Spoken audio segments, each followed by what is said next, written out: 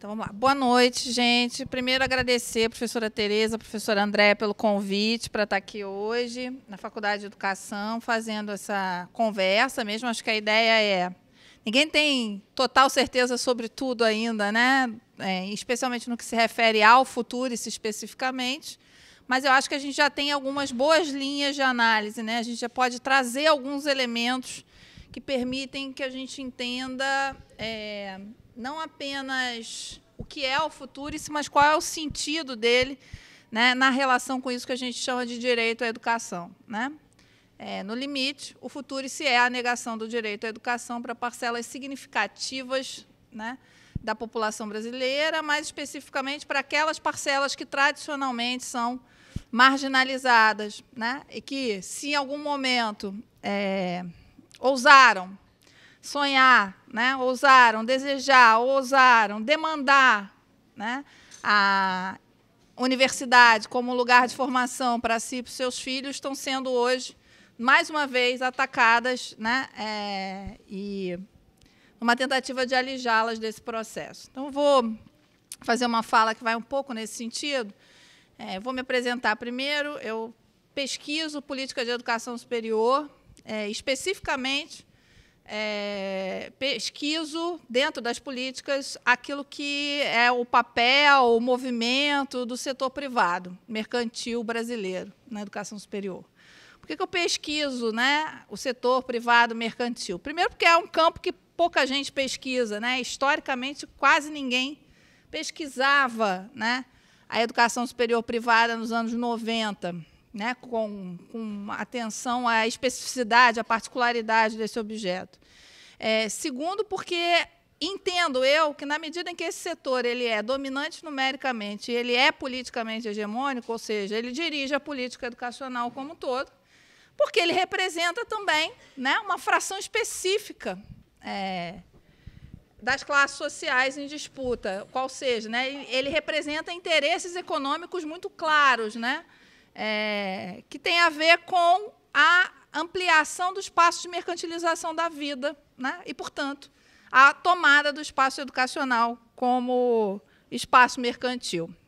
Né? Então, o meu eixo de análise tem sido a questão da financiarização da educação superior, especialmente partindo do setor privado mercantil, mas sempre com a ideia de que é a partir daí que a gente pode, inclusive, ver e antever alguns golpes que se dirigem à educação pública, no sentido de defendê-la, né? A gente não estuda o setor privado porque quero pela defesa do setor privado, pelo contrário, né? É para entender o movimento, né, da totalidade e poder tentar apontar o que vai, né, aí surgindo para a educação pública como um todo. E, no caso do Futurice especificamente, né, o Futurice é a abertura da porta da financiarização da educação superior naquilo que a gente chama de setor público, por um processo que é a ficcionalização do capital, ou a predominância do capital de tipo portador de juro fictício dentro do financiamento das instituições federais de educação superior,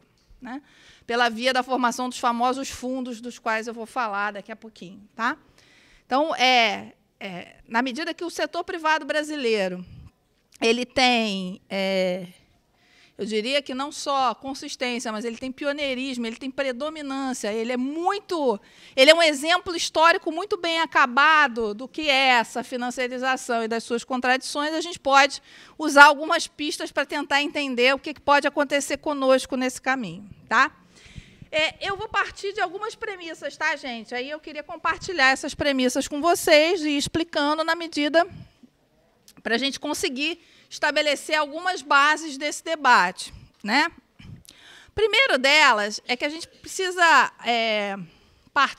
eu parto da ideia, e aí a gente precisa, né, pode até discuti-la depois, mas a gente tomá-la como um solo comum, de que a gente está diante, desde a década de 70, de uma crise da acumulação capitalista, ou seja, da reprodução ampliada de capital. E a resposta, né, as respostas a essa crise implicam a ampliação dos espaços de acumulação capitalista. Ora, se não dá para espalhar, né, para fora do planeta, porque na década de 70, né, a gente está falando já de um capitalismo largamente mundializado, qual é o caminho? Né? Um deles é tornar atividades que até então se desdobravam de maneira não mercantil, atividades mercantis. Isso vale para a Seguridade Social, por exemplo, Previdência, isso vale para a saúde, isso vale para a educação especificamente. Então, quando a gente fala de que a gente está diante de um processo, né, a partir do qual se entende, o capital toma a educação como um espaço de acumulação capitalista, é isso que a gente está querendo dizer. Uma das estratégias para o capital em crise, manter a sua reprodução, né, que é sempre ampliada, para ser reprodução capitalista tem que ser ampliada, ele precisa galgar espaços que antes estavam cobertos sobre práticas ou sobre regras desmercantilizadoras. Qual seja a ideia de uma educação pública, a ideia de uma saúde pública, a ideia de uma seguridade pública, por exemplo. Claro que isso nunca se realizou no Brasil da maneira, né, como se realizou nos estados de bem-estar social, né, mas, pelo menos, do ponto de vista de alguns movimentos e alguns avanços, a gente tem, né, a construção de uma educação pública, gratuita, laica, né, socialmente referenciada, que quer dizer o quê? Referenciada nas necessidades da nossa sociedade e daquelas parcelas da nossa sociedade que mais precisam, né, da nossa ação. Então, é isso que a gente quer dizer. Nesse processo, a gente vai ter 3 movimentos diferentes, ou seja, nessa transformação da educação num espaço de acumulação, né, mercantil, a gente tem 3 movimentos distintos, os que a gente costuma usar como sinônimo, mas está errado, né?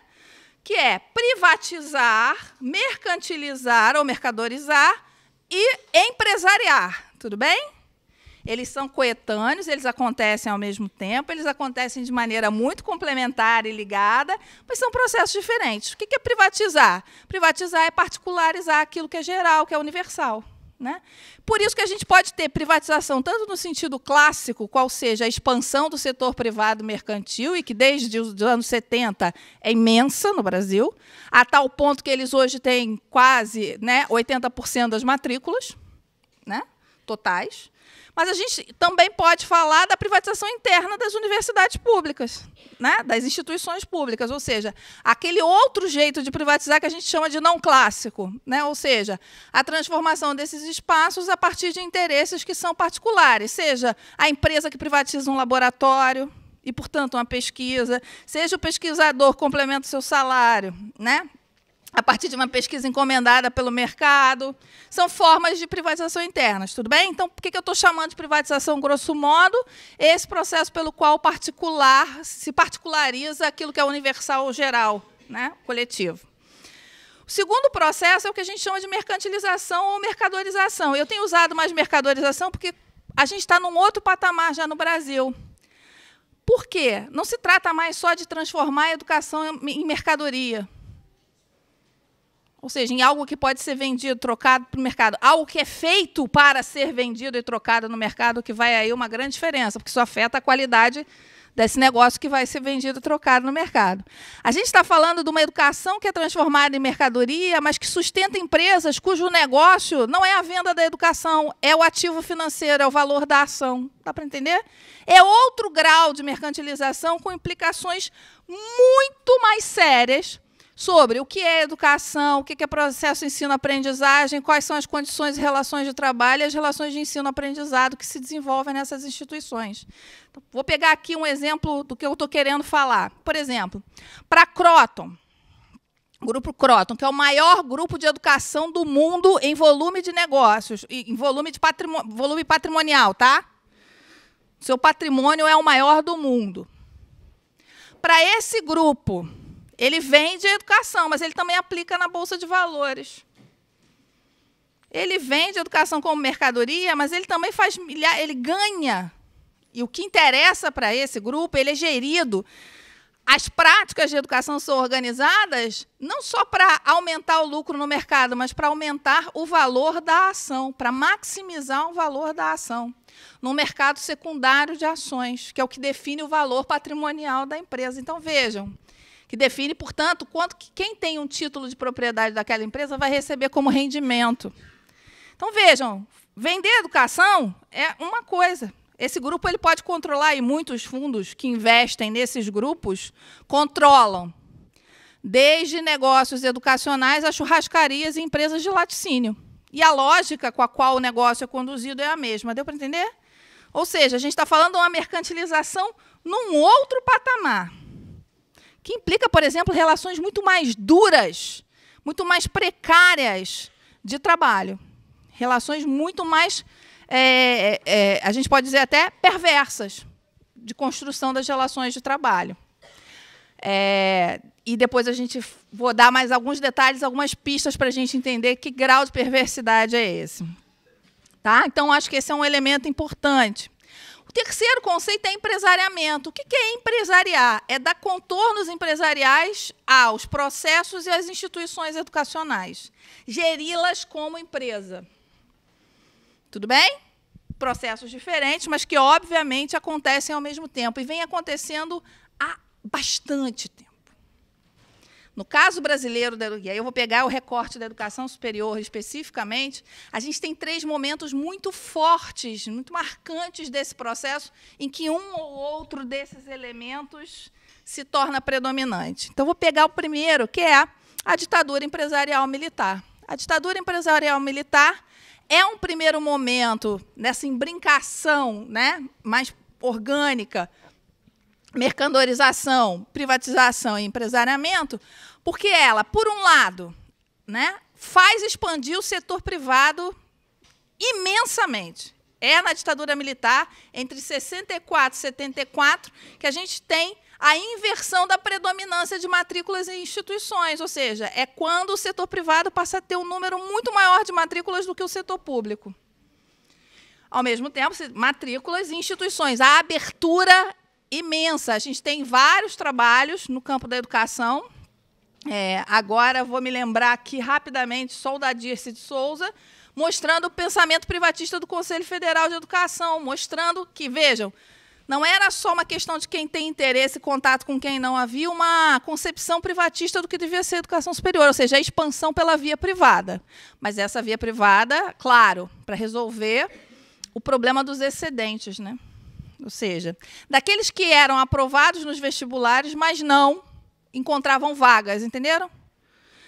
E criavam uma pressão enorme, né, na lógica da ditadura. A ditadura, que tinha um projeto, vamos lembrar, subordinado e dependente, projeto econômico subordinado e dependente. E que faz como? Investe na instituição pública, mas faz isso de maneira controlada, por um lado, ideologicamente, ou seja, com a vigência de uma dura repressão sobre as universidades. Basta a gente pensar nas aposentadorias, né, obrigatórias de 69, né, nos expurgos de 69. Mas a gente também faz isso introduzindo uma lógica de gestão ao modelo norte-americano pela via dos acordos McUside, que vocês já ouviram falar 680 vezes, né? Não preciso repetir. Ou seja, um tipo de gestão de um tipo de instituição educacional muito próximo da lógica empresarial que nos era alheia e que vai nos ser trazida de fora e, ao mesmo tempo, e que afeta as nossas instituições públicas, embora tenham instalado um parque tecnológico com alguma capacidade, porque ainda achavam que dentro desse modelo subordinado dependente havia lugar para alguma pesquisa e para alguma ciência, para alguma tecnologia. Tudo bem? Ainda que isso seja, obviamente, isso não fosse uma direção unívoca do governo militar, não. Há frações, há disputas. Tá? Isso é importante a gente ressaltar. E, do outro lado, o incentivo largo à expansão do setor privado, de um setor privado que se dizia não lucrativo, porque, vejam, não há permissão para que as empresas de educação acumulem lucro. Todas elas que crescem, todas essas que crescem no bojo da ditadura empresarial militar, crescem sob o guarda-chuva da utilidade pública, da instituição filantrópica, da instituição sem fins lucrativos, da utilidade pública municipal, estadual, federal. Ou seja, gozando de uma série de isenções fiscais e tributárias, que permitia, ao mesmo tempo, né, ampliar seu patrimônio sem custo, ampliar a escala de suas operações sem aumentar o seu custo. Eu vou dar o exemplo de uma delas que eu acho que é o exemplo mais visível para nós no Rio de Janeiro, que é o Grupo Estácio, Estácio de Sá. Estácio de Sá nasce como 2 turminhas de faculdade de Direito, 2 turmas de Direito, a permissão para ela abrir, né, como instituição de educação superior. Em 1970, 2 turminhas. O que é a Estácio na década de 90? Grêmio molhado, né? Chove, abre um buraco na terra e emerge um prédio com o logo da Estácio. Por que eu estou dizendo isso? Porque desde a década de 70 até 2007, ela é instituição sem fins lucrativos de caráter de utilidade pública federal, municipal e estadual. Não paga IPTU, imposto de renda, imposto sobre serviços, não paga a cota patronal sobre a folha de pagamento. Então, vejam, ela pode crescer patrimônio imobiliário, porque ela não tem ônus, ela pode crescer escala de operação com folha de pagamento, ela não tem ônus. Isso desde a ditadura militar, tudo bem? Ou seja, vai se forjar na ditadura militar um tipo de instituição de educação superior empresarial, ainda que inicialmente de administração familiar, mas que já visa lucro, embora funcionasse. E se a gente for olhar os dados oficiais, a gente não vai encontrar a sua caracterização como entidade lucrativa. E aí, obviamente, gente, que a fiscalização e a burla disso é objeto, né, de inúmeras histórias. Eu vou citar, tem alguns os fiscais do INSS, por exemplo, que tentaram, na década de 90, chegar próxima, né, a essas práticas e mostrar, né, essas fraudes, que eram o quê? O cara não oferia lucro, mas tinha viagem paga para a Disney, para ele, para os filhos e a família. A mantenedora comprava joias na Gaster. Né? Coisas dessa natureza. Tem um livro da professora Lúcia Neves, que tem um artigo em que ali tem uma série do empresariamento da educação, que tem uma série de exemplos, né, desse tipo de prática e desse tipo de ação, e que, na década de 90, o Estado sempre mandava recuar. Né? A gente vai ver por quê, exatamente. Então, eu queria chamar a atenção para esses 2 aspectos na década. A gente tem uma primeira, portanto, né, via de privatização, empresariamento e mercantilização, que se expressa pela larga escala que o setor privado alcança na ditadura, e, do outro lado, por aquilo que a gente chama de modernização conservadora no setor público, com a introdução, né, de uma série de critérios que são, no mínimo, heterônomos à nossa própria comunidade acadêmica, no caso das instituições federais. 2, a gente tem um segundo período, que é a década de 90. A década de 90 demarca um movimento de larga expansão de matrículas, cursos e instituições privadas. Esse crescimento vem na esteira da Constituição Federal, que deixa essa porta aberta, né, de que pode existir, ou seja, na medida em que ele criva que existem instituições não lucrativas, ele também criva que existem as lucrativas. Né? A LDB, depois, posterior, e a gente pode discutir com mais cuidado a LDB, que eu acho que merece uma discussão, até porque o Futurice, inclusive, né, vai querer mexer até na LDB. Mas o que a gente tem? Um crescimento imenso do setor privado e o estrangulamento orçamentário das instituições federais de educação superior. Enquanto eu estava aqui sentada, me preparando, e estava assinando o documento aqui da UniTV, eu estava me lembrando que, na minha época, eu fiz jornalismo aqui na universidade. Na minha época, isso aqui não funcionava. A gente tinha a UniTV, mas a gente não tinha microfone para fazer as gravações, porque eles estavam quebrados e não tinha dinheiro nem para comprar outro, nem para consertar. Ou seja, era uma universidade muito menos diversa, muito menor, menos diversa, não tinha cotas de nenhum tipo, né? E extremamente alquebrada na sua capacidade, né, orçamentária, estrangulada. Lembrando que a década de 90 é a década da primeira leva da reforma previdenciária, qual seja, a gente teve uma imensa quantidade de aposentadorias sem reposição de quadros. Então, a gente não tinha quadros, a gente não tinha orçamento, o bandejão da Universidade Federal Fluminense fechou. Não funciona, simplesmente não funcionava. E fechou total, tá, gente? Não é fechou um salão, não, fechou tudo. Era esse o nosso quadro nos anos 90. O que os anos 90 demarcam, portanto, por um lado, estrangulamento do setor público e, ao mesmo tempo, todo estímulo à expansão do setor privado, com o uso de uma série de estratégias, uma delas o tal do ensino à distância, né? Apresentado como modalidade. Eu acho ofensivo chamar ensino à distância de modalidade e dizer que é presencial ou à distância. Ensino à distância é uma estratégia mercantil, que é apresentada como uma modalidade, porque ninguém ensina à distância. Alguém pode até aprender alguma coisa de um conteúdo que é colocado numa ferramenta virtual, mas ninguém ensina à distância. Isso não existe, né? A gente transmite informação. Agora, ensinar é um negócio que só acontece, né, face a face, quando a gente pode interagir e conversar, né? Então, acho que esse elemento é importante para a gente entender a década de 90. E vejam, qual é o projeto da década de 90? Implementar uma ampla contra-reforma do Estado, exatamente minando da nossa vida social, jurídico-política, tudo aquilo que garantia algum arcabouço de direito. Porque a reforma do Estado, tal como pretendida pelo governo Fernando Henrique Cardoso, constituída no plano diretor da reforma do Estado do cara de pau do Brescia Pereira, né?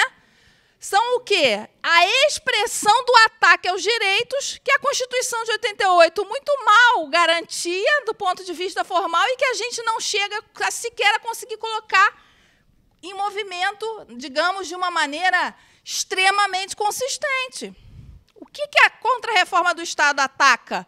A instituição de qualquer tipo de direito social, ou seja, a seguridade social no modo como ela foi construída, portanto, a saúde e a previdência, a educação, a assistência social e por aí vai.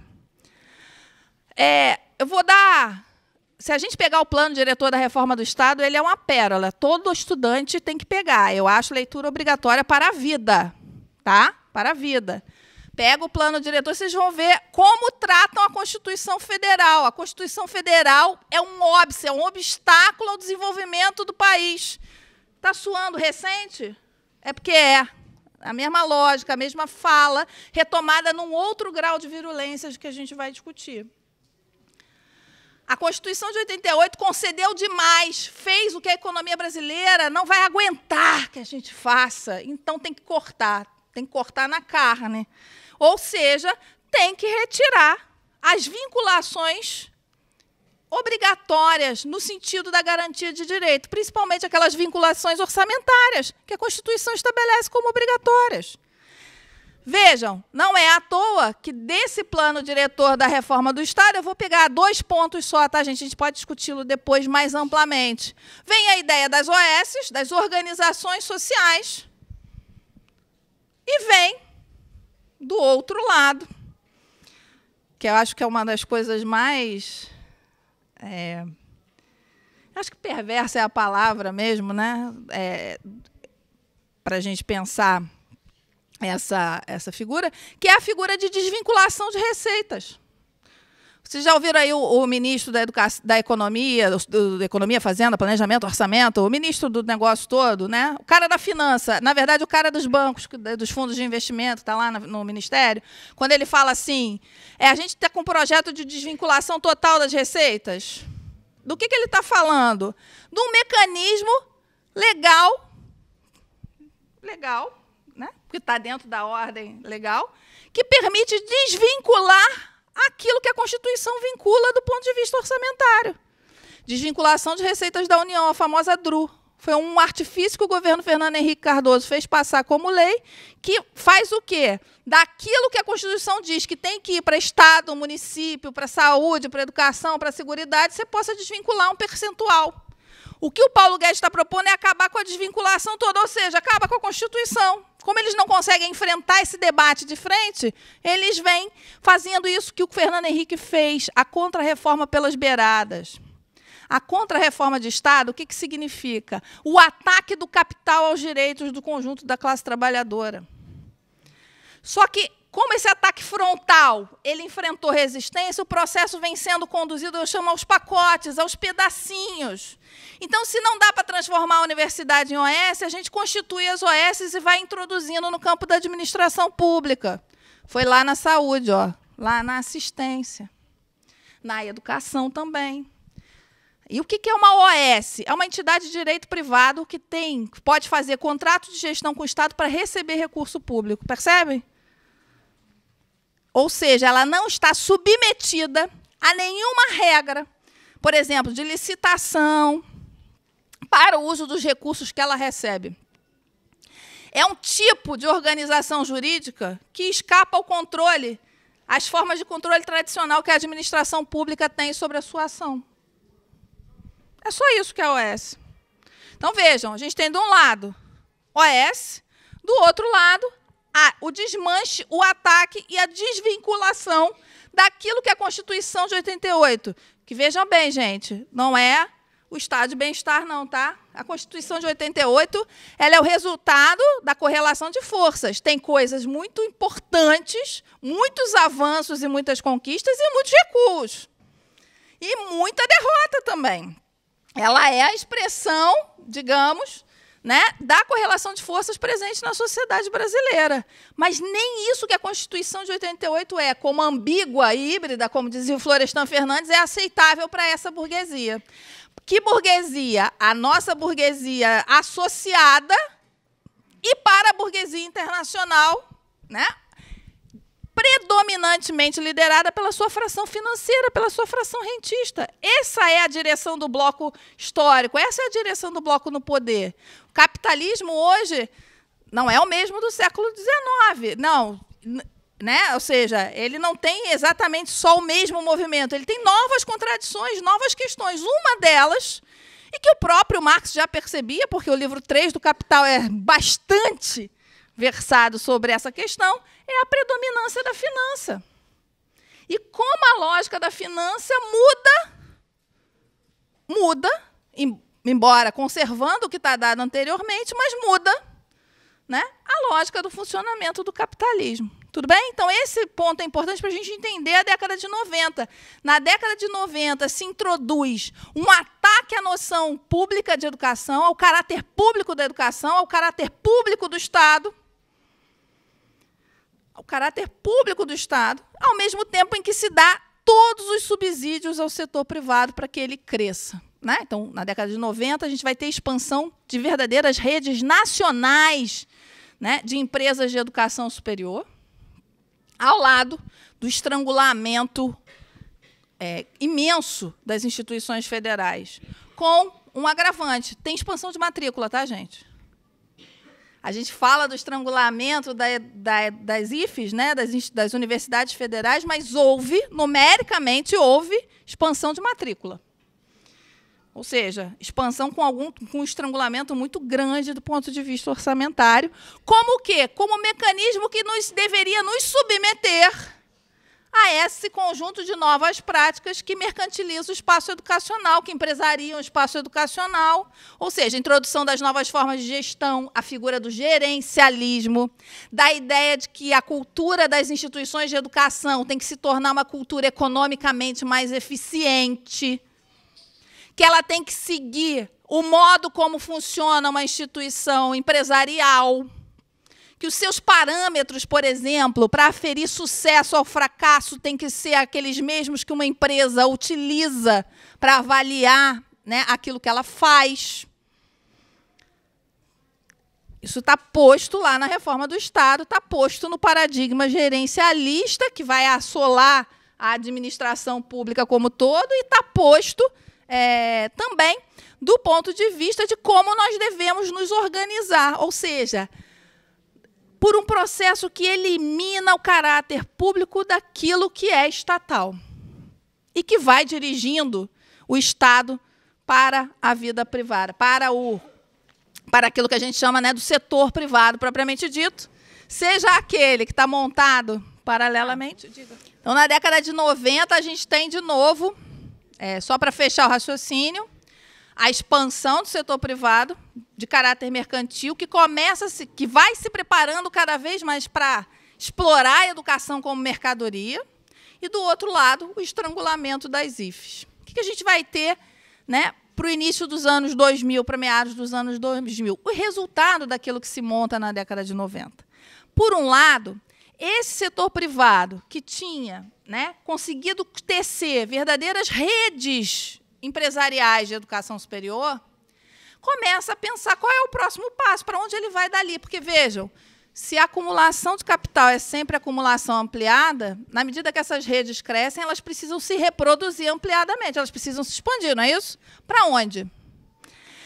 Esse processo a gente chama de concentração e centralização de capital. Para onde elas vão? E o caminho para elas, do tamanho que elas chegaram a ser, era abrir capital em bolsa de valores. Ou seja, a única maneira de expandir a sua acumulação capitalista era pela via da financiarização. Do outro lado, a gente vai ter, né, uma universidade no início dos anos 2000, uma universidade pública, né, as instituições federais propriamente ditas, numa situação de, eu digo que é de apelo, né? Assim, a gente não tinha reposição de quadros, com problemas orçamentários. Os governos do PT, o governo Lula, ele vai fazer, dentro do arco de conciliação de classes que lhe é próprio, um programa para as federais, que é o Reúne. Ao mesmo tempo, e aí preciso admitir, conjugado com outras políticas que são extremamente importantes do ponto de vista da composição do que são as nossas IFES hoje, que são as políticas de cota. No meu entendimento, expansão é um processo, é uma demanda que sempre foi do movimento dos trabalhadores, da educação popular, dos campos da educação popular, enfim, do movimento docente, do movimento discente, do movimento estudantil e etc.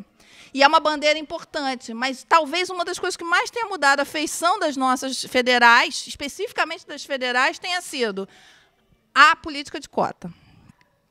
A política de cota ela tem aí um caráter importantíssimo. E, ao mesmo tempo, a criação dos IFES. Não podemos deixar de fora a criação dos institutos federais, que e a sua expansão, que é algo profundamente impactante, e aí a gente pode depois discutir. Então, dentro desse arco, de novo, dentro de um modelo macroeconômico de ajuste fiscal, porque esse não desapareceu, mas dentro de uma política de conciliação de classes, a gente tem, de um lado, Reúne, e a gente vai ter, do outro lado, a festa do setor privado. ProUni, FIES, BNDES, com uma série de programas, e veja bem, gente, falo isso com muito cuidado e com muito respeito, todo aluno que foi atendido por essas políticas merece o nosso respeito. Ele não é menos aluno e menos importante porque entrou por qualquer via dessa, da mesma maneira que as cotas ou Reúne, tudo bem? Não é isso de que se trata. Se trata de pensar qual é o sentido da política pública, e o sentido tem que entender a totalidade dos interesses em jogo. E os empresários tinham imenso interesse nesses programas. O ProUni vem resolver dois problemas. Primeiro, criar um novo ciclo de expansão de matrícula, que por volta de 2002 está esgotado. Ou seja, aquele público que podia pagar a educação superior já estava pagando. Não tinha mais como colocar mais gente para dentro. Mas se tiver bolsa, tiver que pagar só metade, talvez dê, não é isso? Então, o ProUni vem resolver esse primeiro problema. Mas o segundo problema era mais importante para os empresários. Como é que eles iam assumir e abrir capital em bolsa se eles não assumissem que eles eram lucrativos? Eles precisavam fazer isso. Mas o empresariado brasileiro, liberal, vocês sabem que eles gostam do Estado à beça, né? Que liberal no Brasil gosta do Estado. O que esse empresariado queria? Ele queria assumir o seu caráter lucrativo, mas sem perder os benefícios das isenções fiscais e tributárias. Vem o ProUni e cai como uma luva, ó. Tanto que, o que o ProUni faz? Ele mantém quase todas as isenções fiscais, menos a isenção sobre a folha de pagamento, dos 20% da cota patronal sobre a folha de pagamento, que foi pago, que as instituições que aderiram ao ProUni podiam começar a pagar em 5 anos. Ou seja, 20% por ano, ampliar a cota, para até chegar aos 100%, para elas se adaptarem, para dar tempo delas se adaptarem. E manter as outras isenções fiscais naquilo que deriva das atividades de graduação. O ProUni é um presente para o empresariado. Então, por exemplo, né, a Estácio de Sá não paga imposto de renda de pessoas jurídicas sobre as atividades de graduação a partir de um determinado valor de bolsas que ela oferece pelo ProUni. E vejam, a legislação do ProUni ela tem uma evolução, tá, gente?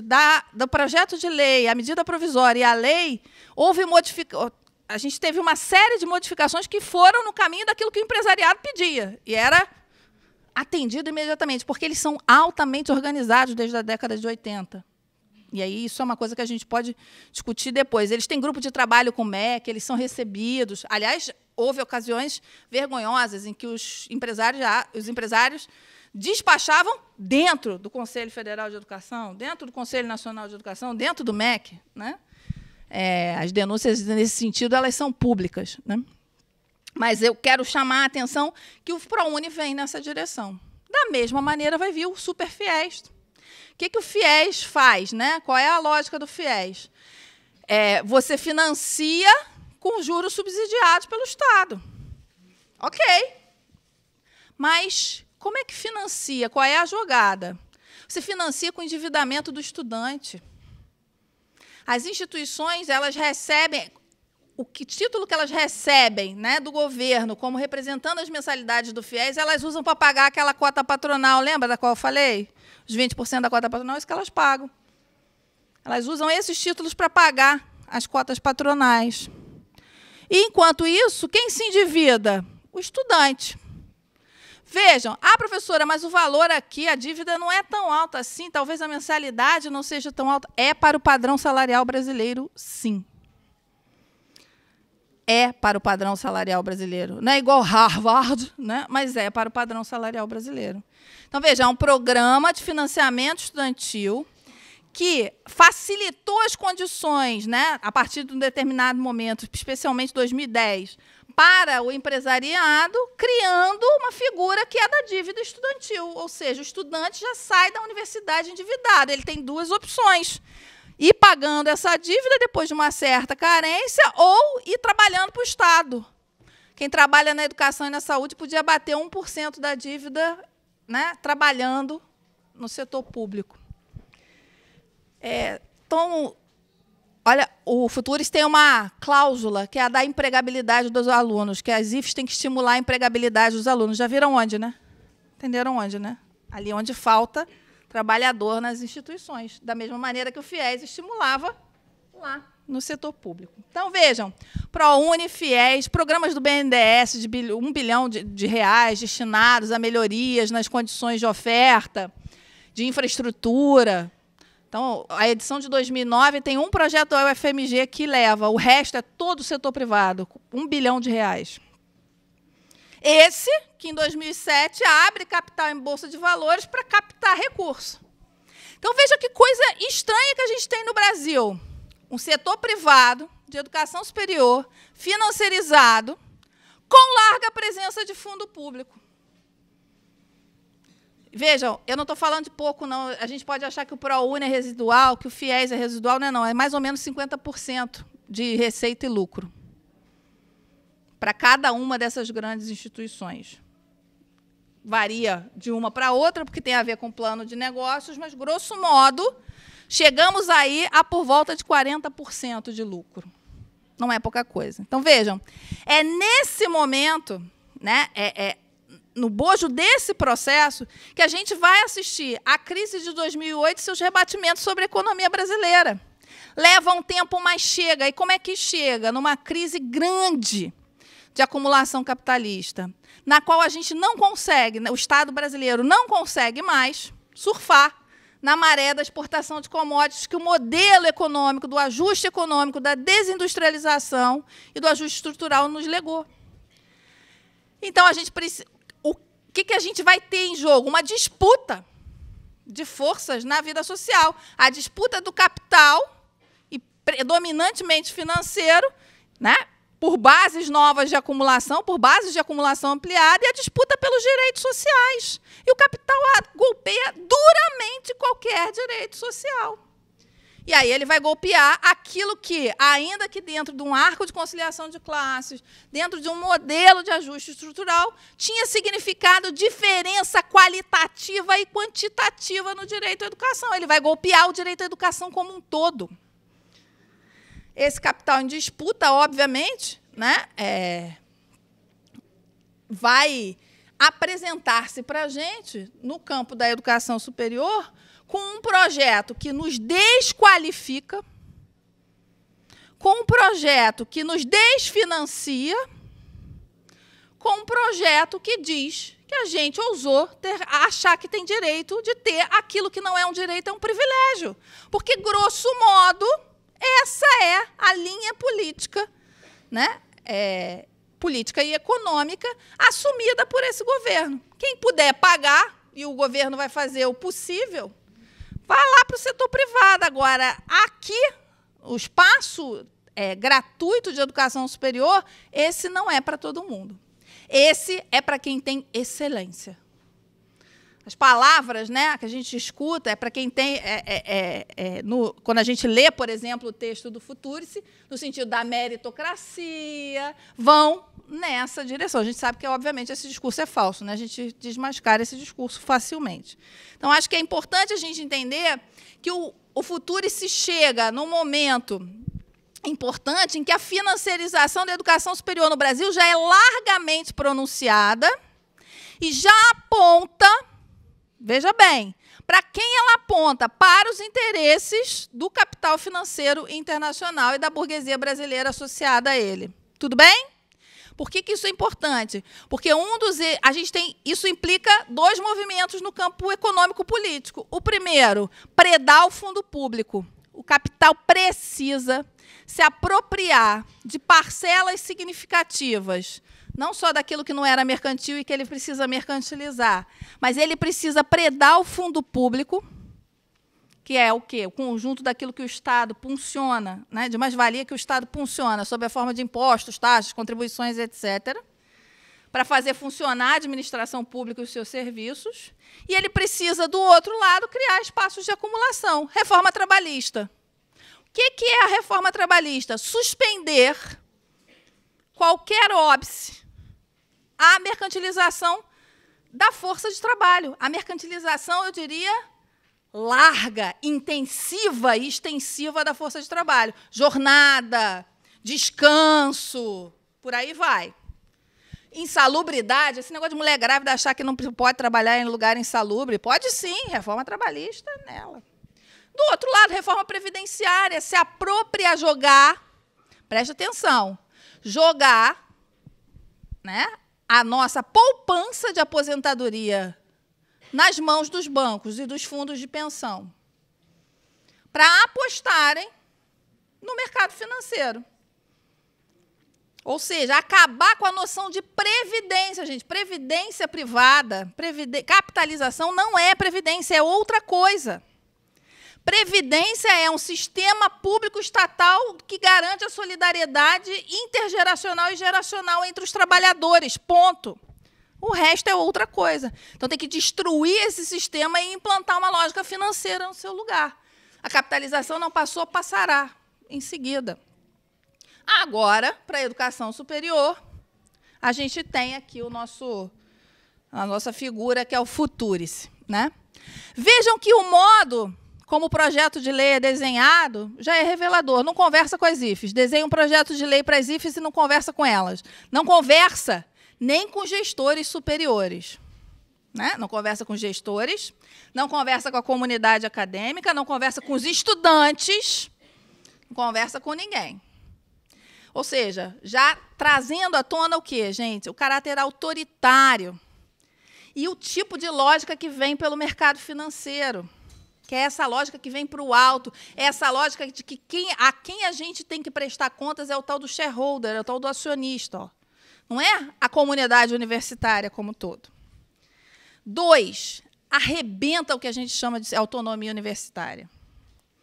Quando a Constituição declara lá, no artigo 207, que a gente tem autonomia de gestão financeira, né? Isso não foi um acaso, não, gente. Isso foi para garantir que o Estado tivesse a obrigação de nos financiar. A gente não tem, pela Constituição, autonomia financeira, a gente tem autonomia de gestão financeira, o que significa que o Estado é obrigado a financiar a integralidade das nossas atividades a partir daquilo que é o nosso eixo fundamental, ensino, pesquisa e extensão. Extensão que o Futurice joga pela janela, né? Pela janela. Acabou a extensão na lógica do Futurice. Tudo bem? Essa é uma coisa que é importante. Ou seja, se há anos, aliás, há décadas, há uma disputa no Brasil é sobre o sentido de autonomia universitária, sentido esse que o setor privado também disputou.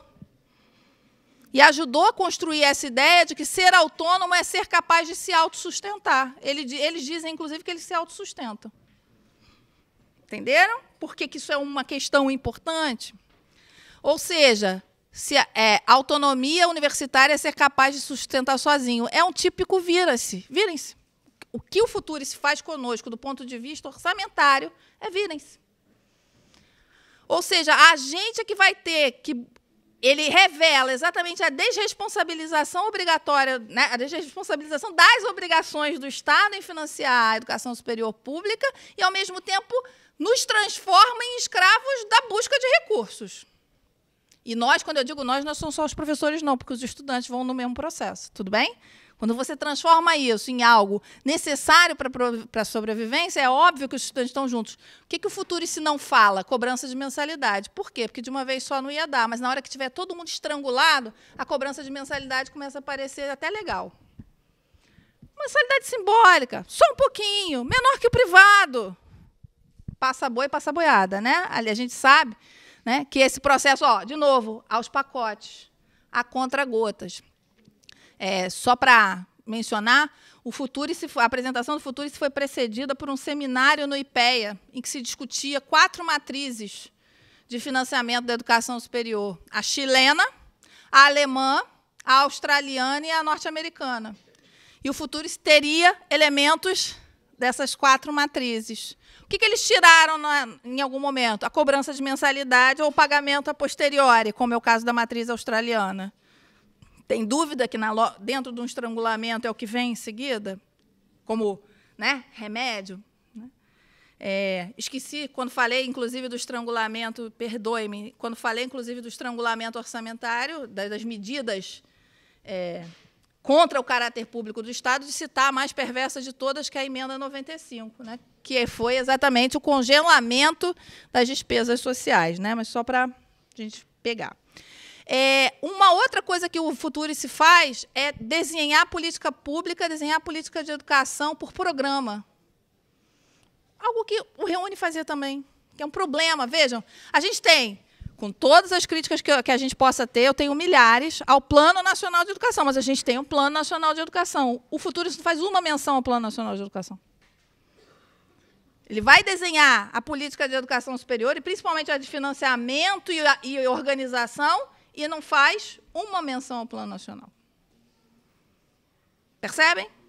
A gente tem aí um outro traço que se repete, que é característico de uma contra-reforma aos pacotes, de uma contra-reforma que vai se fazendo na medida que as forças que negam o direito à educação avançam, né?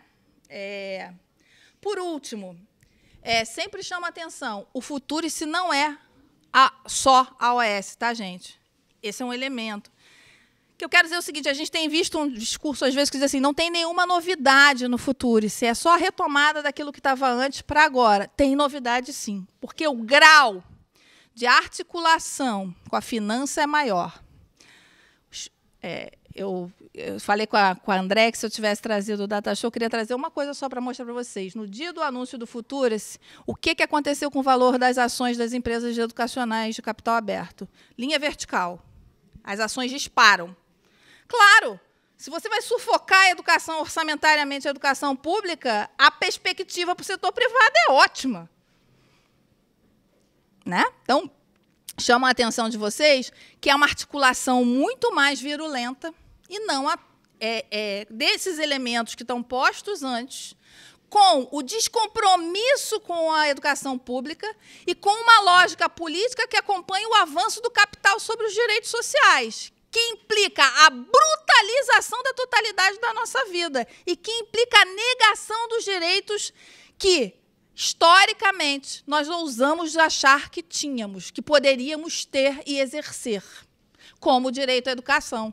A gente está num momento histórico em que o direito à educação passa a ser, de novo, objeto de negação. Vejam, a gente não está falando mais da reprodução desigual por dentro, não. A gente está falando de um novo momento em que isso se soma a uma nova negação. para parcelas muito significativas da classe trabalhadora brasileira. Isso vale para a educação superior, vale para a educação como um todo, mas na educação superior isso tem consequências muito importantes. Então, vejam só, Futurice é aquilo que estava posto antes, articulado no novo grau com a finança e com a predação dos direitos, e a outra via que eu queria pegar, que é a do patrimônio público. Uma das coisas que o Futurice faz é pegar o patrimônio imobiliário da União e das nossas IFES e transformar em lastro do mercado financeiro, em lastro de fundos de investimento, que funcionam especulativamente no mercado financeiro de balcão. E dizer que a gente vai se sustentar daí. Eu vou mostrar por que a gente não vai. Vou tentar mostrar aqui por que a gente não vai. Tá? Então, vejam, não é só o que estava dado, não. É uma articulação nova, num momento social novo, numa correlação de forças novas e num momento da acumulação capitalista novo pós-crise de 2008. O capital está voraz. Ele não se recuperou até hoje. O capitalismo não se recuperou da crise de 2008 na sua integralidade. Ele demonstra a necessidade de ampliar para manter as taxas de acumulação. E uma das formas de ampliar é, de novo, predar aquilo que ainda não está totalmente submetido a essa rentabilidade financeira, como o patrimônio da União. Né? Então, acho que esse é um primeiro elemento. Então, olha só, o Futurice é um projeto de lei que vem e diz assim, o que a gente quer aqui é fomentar a captação de recursos próprios. Modernizar a gestão pela via do que eles chamam de governança, empreendedorismo. Né? A gente vai falar disso mais adiante, essa praga do empreendedorismo. É isso que ele vai dizer. E terceiro,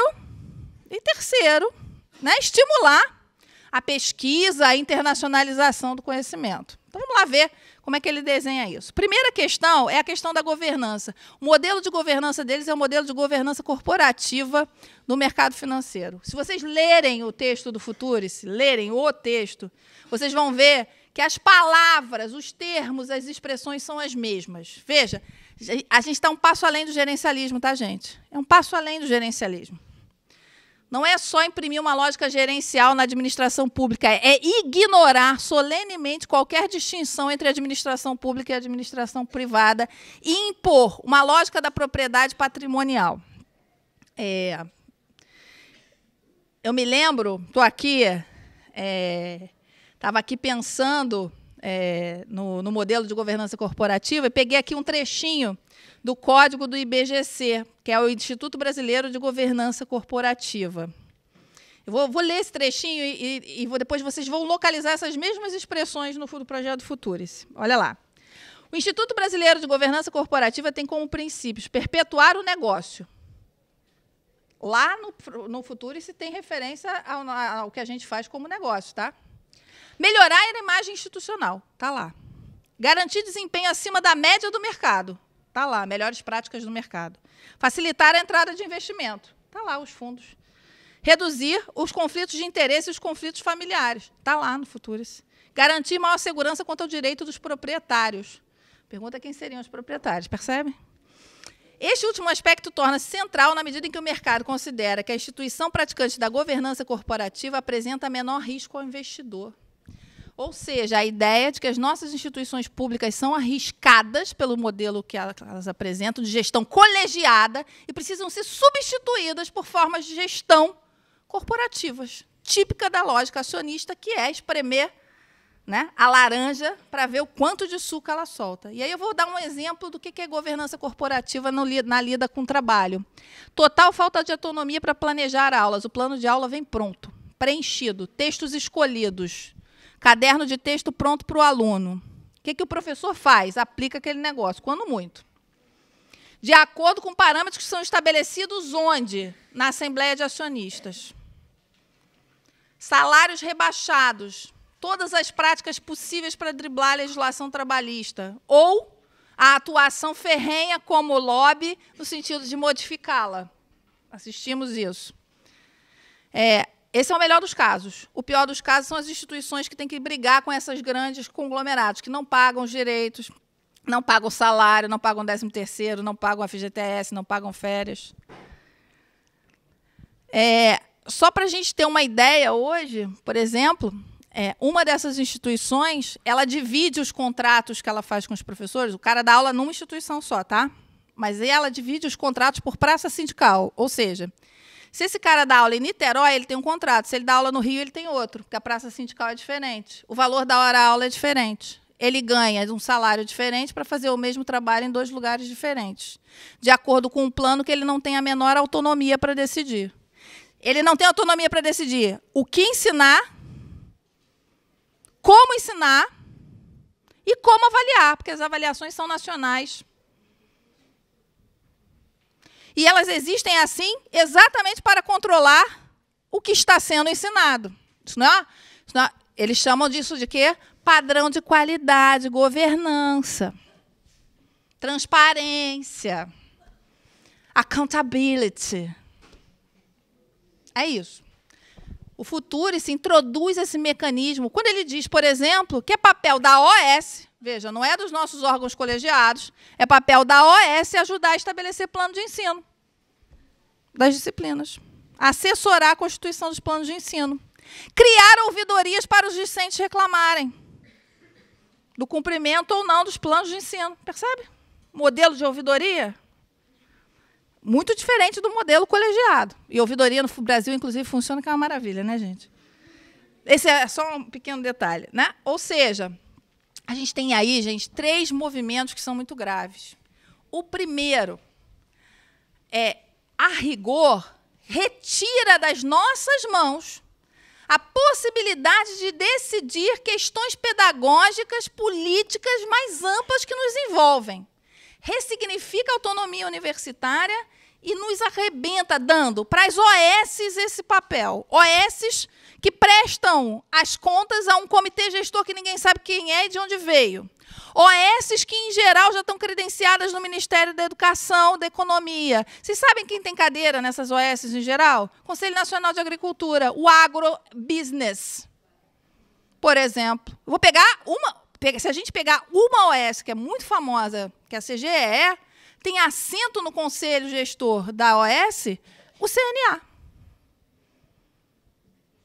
São esses sujeitos que vão gerir as nossas universidades. Gente, não pense que a gestão é um processo neutro, né? A gestão é um processo político-pedagógico. Isso tem implicações sobre o que nós poderemos ou não fazer. Tudo bem? Sobre o que nós poderemos ou não falar. 2, transformar os processos de ensino, aprendizagem, pesquisa e extensão. Elimina a indissociabilidade de ensino, pesquisa e extensão por várias razões. Primeiro delas, a extensão não aparece. Extensão é um negócio aí que a gente faz, que não aparece no Futurice. 2, diz que o professor ele pode ganhar dinheiro se ele for trabalhar para a OS. Mas desde que ele mantenha ali as aulas de sala de aula. O ensino é um negócio que o professor precisa cumprir para poder fazer uma outra coisa, que é empreender as condições da pesquisa. Sabemos o que isso significa para ensino, para o estar em sala de aula. Né? Terceiro, muda a natureza da pesquisa. Porque, primeiro, gente, captar recurso no mercado para fazer pesquisa implica resolver problemas que são no mercado. Tudo bem? Ou seja, ninguém vai investir numa pesquisa que não dê retorno imediato ao mercado. Retorno rápido, num prazo razoável ao mercado. Isso significa que a pesquisa básica, isso significa que a pesquisa crítica não tem retorno imediato no mercado. Por outro lado, se a gente examina 2 movimentos, um estrutural, que é a construção da nossa sociedade, da lógica de funcionamento empresarial da nossa sociedade. Ai, não quero acordar ele. Da nossa sociedade. Não quero acordá-lo. Da nossa sociedade. E se a gente olha o movimento de desindustrialização, que empresa vai investir em que pesquisa aqui? Vejam que o governo faz um movimento, inclusive, noutra direção. O governo liberou de imposto todos os produtos de bens de tecnologia para que a gente possa querer importar. Se a gente não tem proteção no mercado interno, que empresa vai investir na construção na produção de tecnologia no mercado interno?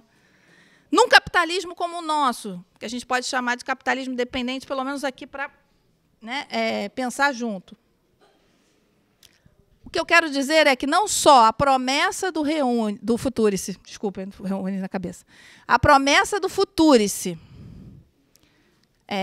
ela é falha e nos arrebenta naquilo que nós fazemos de melhor, que é fazer pesquisa guiado por interesse social, que é fazer pesquisa guiado por interesses que estão para além do mercado, mas também nos arrebenta porque ainda que a gente aceitasse, né, que esse é o caminho, a submissão ao mercado, o recurso não chega, nós não temos economia para isso. Nós não temos uma formação social e econômica capaz de sustentar a pesquisa em larga escala, tudo bem? O que o governo diz? Então, vamos constituir também os fundos. Fundos de investimento. São 3 movimentos que estão no Futurice. Primeiro, a União cede para o MEC a administração de imóveis. 2, o MEC bota esses imóveis como lastro de fundos de investimento. Né? São 2 movimentos. Isso significa que o patrimônio imobiliário da União vai ser, né, contrapartida de cotas de fundo que vão especular no mercado. Se o fundo perde tudo, cadê o patrimônio da União?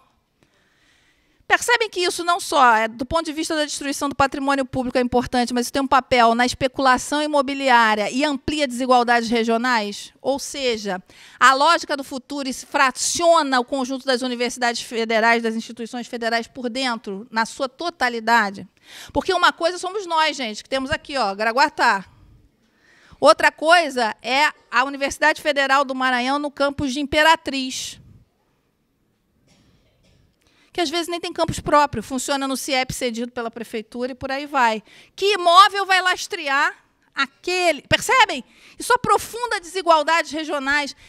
Uma coisa é a gente aqui na boca do Sudeste, outra coisa são as universidades do Norte, são as universidades do Nordeste, para captar investimento, digamos, ou para fazer essa valorização imobiliária.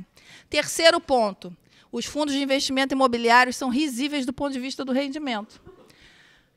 Um fundo de investimento imobiliário dá, em média, 10%, sendo muito otimista, tá, gente? Muito otimista. Ele é um fundo de renda fixa, ele é um fundo de baixo risco, ele é considerado baixo risco pelo mercado, e, portanto, o rendimento é menor. Ele dá, em média, 10% de rendimento ao ano. Ou seja, digamos que todos os imóveis da UF lastreassem um fundo no qual a participação da UF num fundo imobiliário, ou num conjunto de fundos imobiliários, que lucrariam no mercado financeiro. Na melhor das hipóteses, o lucro é de 10% sobre o patrimônio. Serve para nos sustentar? Não. Portanto, outra mentira que o Futurice traz. Percebem? O que eu estou querendo dizer? Ele nos quebra por dentro e ainda o projeto não garante a nossa sustentabilidade. Se a gente ainda quisesse, num ato de boa-fé ou sei lá o quê, acreditar no que ele diz, a gente vai seguindo o caminho, a gente vai ver que é mentira. Então, assim, para fechar assim, o raciocínio, o que eu vejo no Futurice, né, são esses 3 movimentos: a negação do direito à educação superior, pela quebra da autonomia universitária, pela quebra da indissociabilidade de ensino, pesquisa e extensão, pelo aumento da desigualdade, pelo controle do pensamento, pelo esfacelamento das condições e relações de trabalho que as OS representam como possibilidade de gestão. E vejo, pior ainda, a disponibilização de 2 grandes patrimônios nacionais para o capital financeiro: o imobiliário, mas pior ainda, nós mesmos. Porque a lógica é de que a gente pode servir como ativo, percebem, para lastrear essas opções. Se os nossos prédios, as nossas salas, os nossos prêmios, as nossas bolsas servem como naming rights, ou seja, a gente pode vender direito de nomeação. Isso é um modelo norte-americano por excelência, né? A gente pode dar nome ao banheiro, vender o nome do banheiro, vender o nome do elevador, né? Pode, está previsto no projeto. Da mesma maneira que se pode vender esse tipo de bem, de nomeação, daqui a pouco estamos vendendo o nome das nossas turmas. Turma Real Beleza Dove. Eu já estou vendo. Talvez seja o meu eu da comunicação social falando antecipadamente, mas eu já estou vendo. Ou seja, tornar patrimonial e, portanto, um ativo digno de lucratividade nós mesmos. Acho que isso a gente não quer como projeto de universidade, né? Acho que é isso. Obrigada. Não, tá. Bom, eu sou Valquíria, sou aluna aqui do curso, e eu queria perguntar, porque é muito deprimente, é muito terrível, é uma parcela um pouco mais profunda de problemas que a gente já vivia, né? Acho que tudo que costuma acontecer de esquisito nas demais universidades acontece primeiro na UF. Então, aqui já tem OS, aqui já tem várias paradas que a gente foi falando aí. E qual que é a minha grande questão? Assim, se existe, de fato, um caminho institucional de frear, de barrar, que caminho as universidades têm de resistir ou de criar alternativas ou de outras proposições. Porque eu me lembro, durante a implementação de algum dos programas que a UF vive, a gente vinha falando sobre apresentar uma segunda alternativa e tal, e não acho que... Eu pergunto muito tranquilamente que não seja no campo da negociação, porque não acho que exista campo de negociação com o atual governo. Mas no campo do enfrentamento, quais possibilidades institucionais a gente tem? Como universidade, enfim, né? E como rede universitária federal, inclusive. Ou se o que nos resta é acordar com o mantra só a luta muda a vida e seguir, né? Porque tenho... Esse é o mantra que vai passar. Mas a minha dúvida é essa, assim, se existe, obviamente, além de criar lastro social sobre esse debate, reunir apoio das pessoas comuns, normais, inclusive, que não vêm à universidade, que decidam defender a universidade, né? E aí acho que a gente caminha num processo cada vez mais difícil, porque se acaba a extensão, a gente dialoga menos, né? Menos ainda. Então, a minha preocupação é essa, assim, se existe uma possibilidade institucional da gente se posicionar de fato e da gente conseguir ou não sofrer tanto estrago ou ter uma outra possibilidade desse projeto. Vamos lá. Valquíria, uma coisa que a gente sempre precisa lembrar é que esse processo não se completou na década de 90 porque houve luta. Muita luta, né? Luta interna, luta externa, luta institucional, luta extra-institucional, houve luta. Então, eu acho que um elemento que, às vezes, a gente, quando vai apresentar o programa, para a gente poder ir desvendando, né, a gravidade da coisa e onde ele chega, às vezes, é esquecer um pouco de que há a luta. Há e haverá e está havendo luta, né? Acho que esse é um elemento importante. O segundo elemento que eu acho relevante ressaltar é que, veja, o conjunto dos enfrentamentos que a gente precisa fazer não vai se resolver no plano institucional. Isso é condição. Aliás, o que eu acho que caracteriza, do ponto de vista político, né, os tempos atuais, ou seja, digamos, aquilo que revela a face bárbara da acumulação com predominância financeira hoje é exatamente o limite institucional da política liberal, da democracia liberal. É isso que a gente está assistindo. A democracia liberal não dá conta de tocar aquilo que a acumulação de capital precisa. Por isso, digamos, a tendência para lógicas autoritárias, fascistas, neofascistas. Aí a gente pode discutir o conceito que a gente quiser achar que cabe melhor.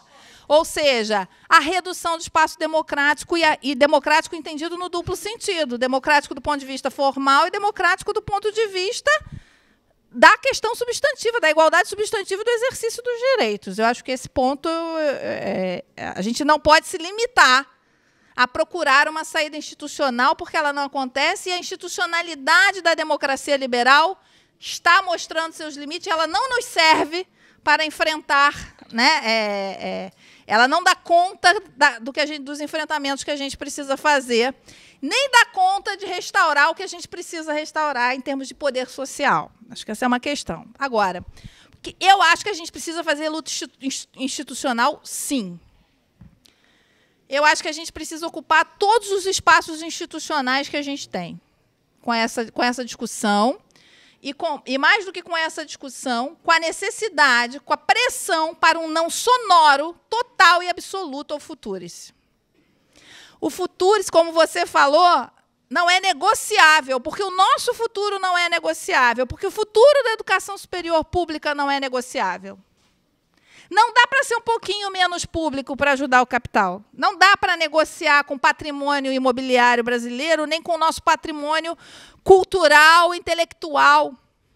Não se negocia com isso.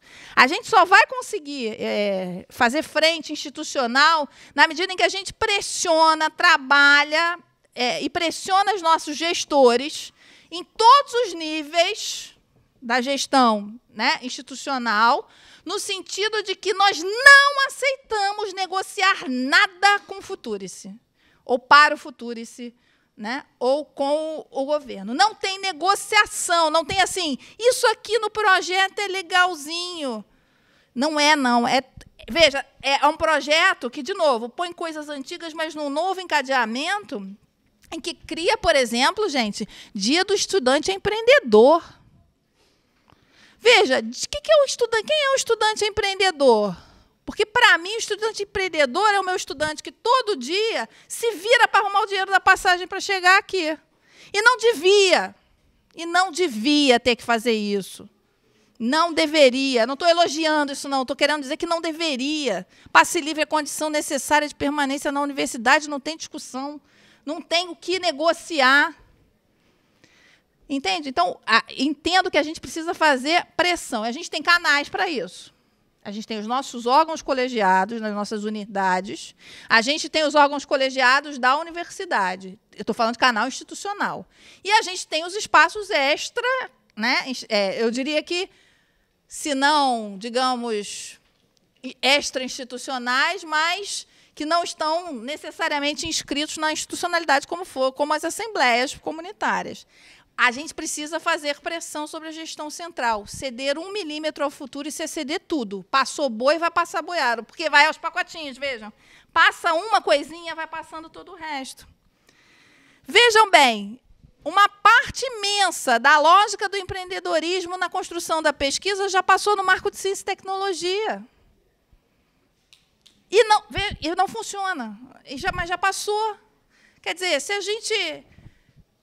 a gente insiste nessa lógica, o que mais que a gente vai entregar pelo Futurice? O Futurice só merece não retumbante. E o nosso papel, como parte da comunidade universitária, de docentes, discentes, técnicos, quem tiver aqui dentro, é um não retumbante ao Futurice. É pressionar para que o não venha, ou seja, que a gestão central expresse a vontade da comunidade universitária. Expresse a necessidade da comunidade universitária e a necessidade que serve a uma universidade pública, gratuita, laica, diversa, socialmente referenciada ao futuro, isso é não. Não tem o que negociar. A gente tem que ocupar todos os espaços possíveis. Mobilização permanente. É a Assembleia, é CUV, é CEPEX, o que for, a gente tem que estar ocupando e brigando pelo não reúne-se. Mas, ao mesmo tempo, também nos nossos espaços cotidianos discutindo isso. Que isso é muito importante. A gente precisa, eu brinco assim, esclarecer e também se assustar. Esse susto, é importante, porque é isso que está em jogo. Eu olho hoje, eu vou te falar, eu quase nunca falo de mim, não gosto, mas assim, eu sonhei ser professora há anos. Eu demorei a entrar na universidade pública. Eu passei no concurso em 2013 só. Eu faço 15 anos de carreira, fiz agora 15 anos de carreira na educação superior. Eu só entrei na UF em 2013, né? Tenho tempo fora daqui. Sonhei muito chegar nesse lugar. Sou fascinada, sou apaixonada pelo que eu faço.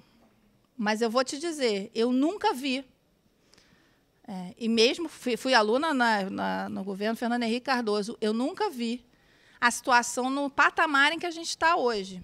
Porque não é só, veja bem, não é só a falta de recurso, é o esmagamento do espaço de debate, do contraditório, é o ataque, a desqualificação, né? A lógica da rede. É muita coisa ao mesmo tempo. ou a gente toma pé e assume que a tarefa é nossa, porque ninguém vai vir nos salvar, não tem Messias para salvar a gente, né? A gente assume que a tarefa de nos salvar é nossa mesma, porque a gente deve isso às gerações passadas, mas a gente deve às gerações que ainda vão vir, ou a gente está lascado. Então, se você me perguntar qual é, pressão permanente na gestão central. O caminho é ocupar as nossas esferas colegiadas para que os nossos representantes nessas esferas colegiadas, aqueles que a gente elege, sejam capazes, também eles, de fazer essa pressão, e nós, como um todo, fazermos essa pressão no estado de mobilização permanente para negar, de cabo a rabo, o Futures. Porque ele traz uma virulência muito superior. Não é só... Veja, não é a OS e a EBSER, é a EBSER atendendo plano de saúde e o particular. É o Hospital Antônio Pedro atendendo plano de saúde particular. É muito mais grave. Né? Não é só mercantilizar o conhecimento, é mercantilizar o conhecimento dentro do arcabouço jurídico e político que diz que pode privatizar esse conhecimento, que o conhecimento que é aqui produzido é de interesse, em primeiro lugar, tem que ser de interesse das empresas, depois da sociedade.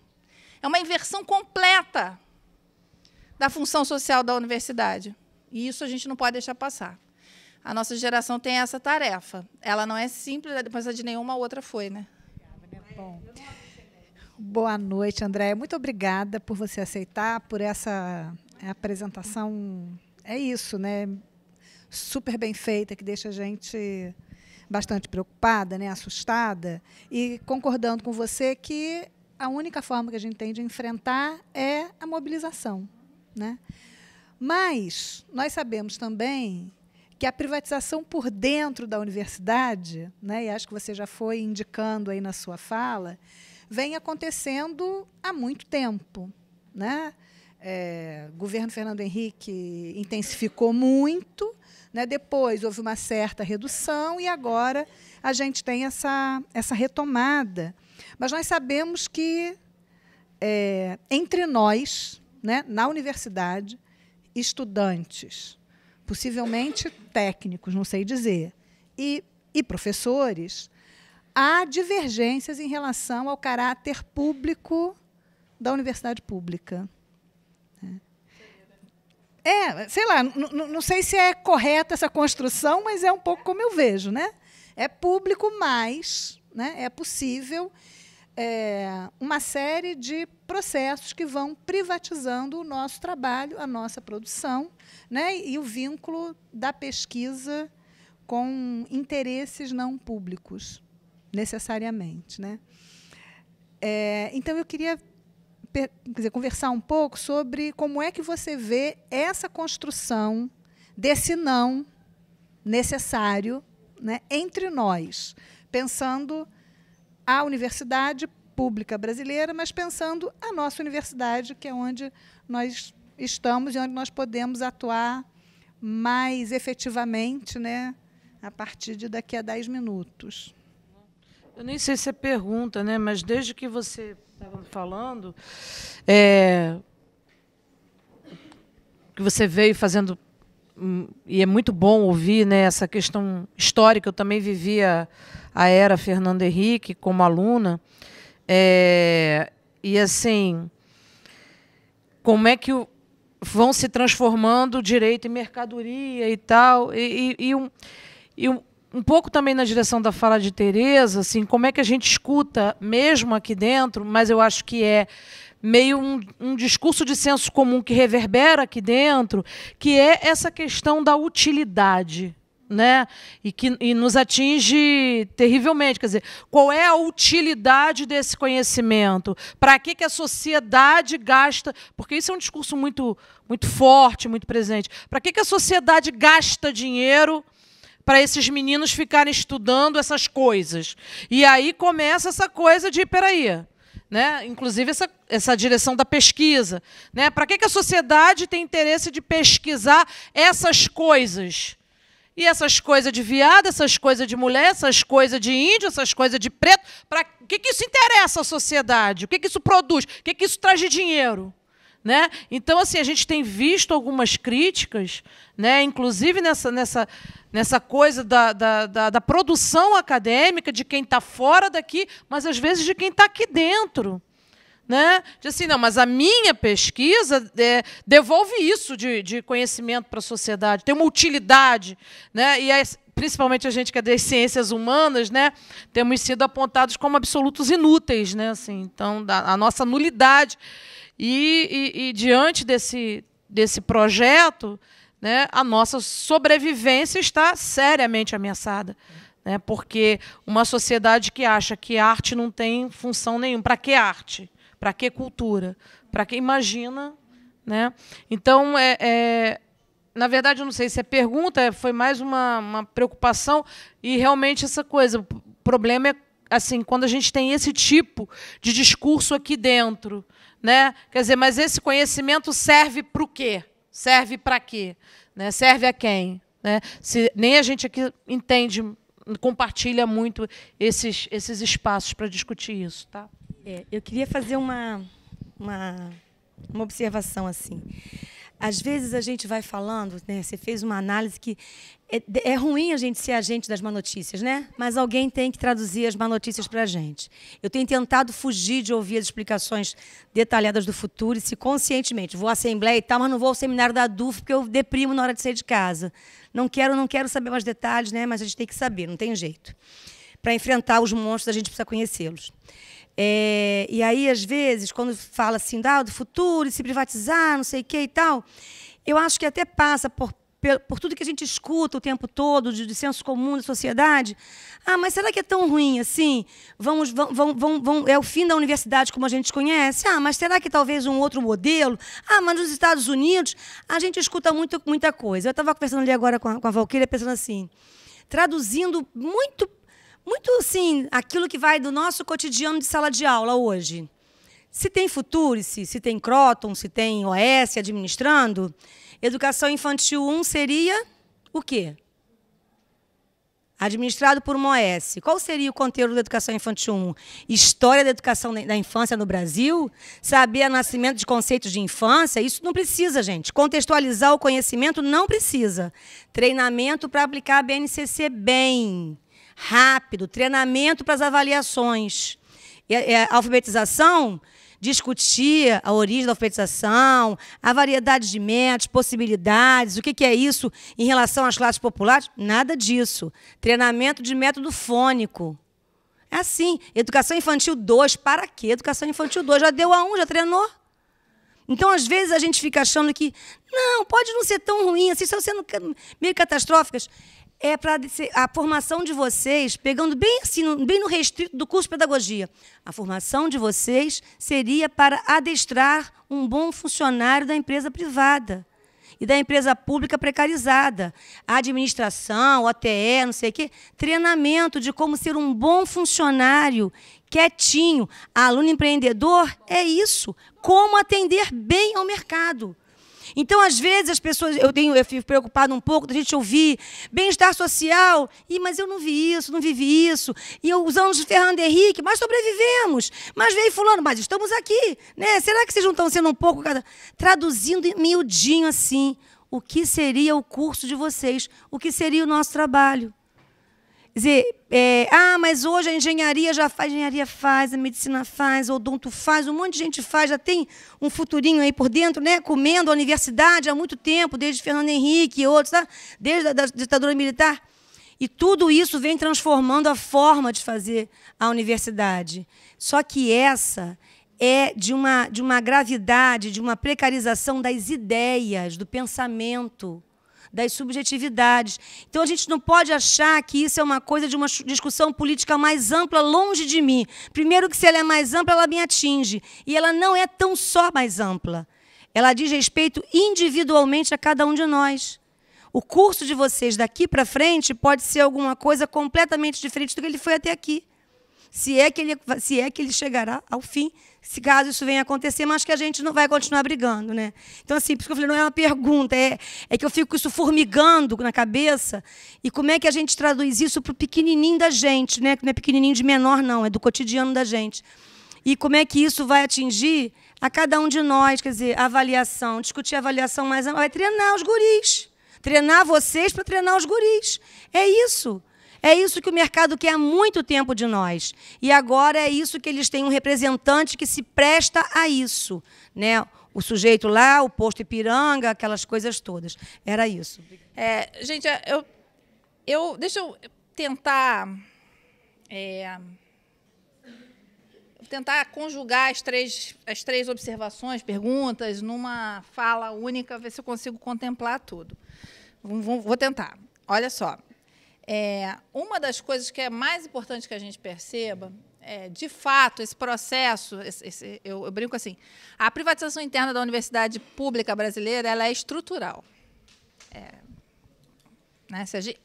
Eu brinco assim, eu uso primeiro, eu vou usar uma distinção conceitual para depois tentar explicar isso na prática como funciona.